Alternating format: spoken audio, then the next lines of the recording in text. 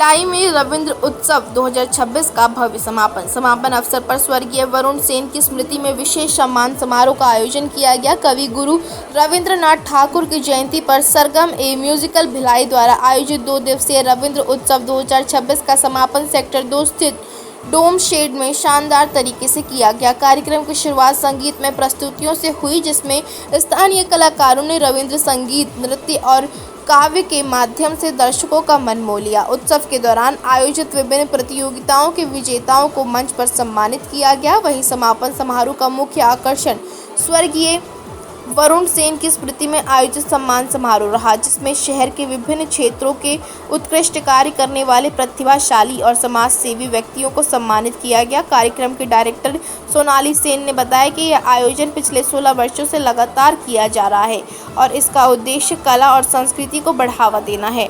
समारोह में मुख्य अतिथि के रूप में जे श्रीनिवास राव और जे ललिता की उपस्थिति रही।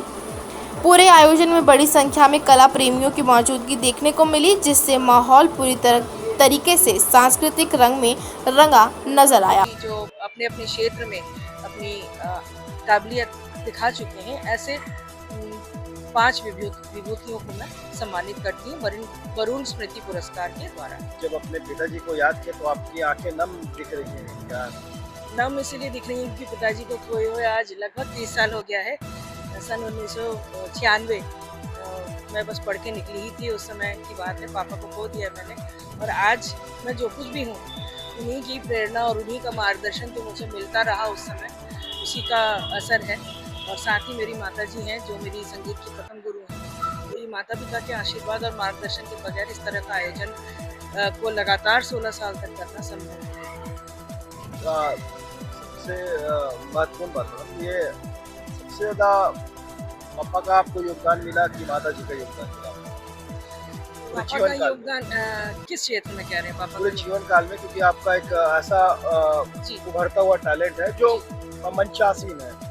और मैं अगर मेरी संगीत की मेरी जो जानकारी है उसमें मैं अपने पिताजी का योगदान कहूँ तो मेरा उसमें जो ताल का पक्ष है, संगीत में ताल का एक बहुत महत्वपूर्ण पक्ष होता है। तो मेरे ताल के स्ट्रांग होने के पीछे मेरे पिताजी का हाथ है, क्योंकि वो ड्यूटी से आते थे और वो फिर तबला के साथ मेरे साथ बैठते थे, तबला लेकर कि आज कौन सा गीत तैयार करके वो सुनाओ मुझे, मैं देखता हूँ ताल तैयार करता हूँ।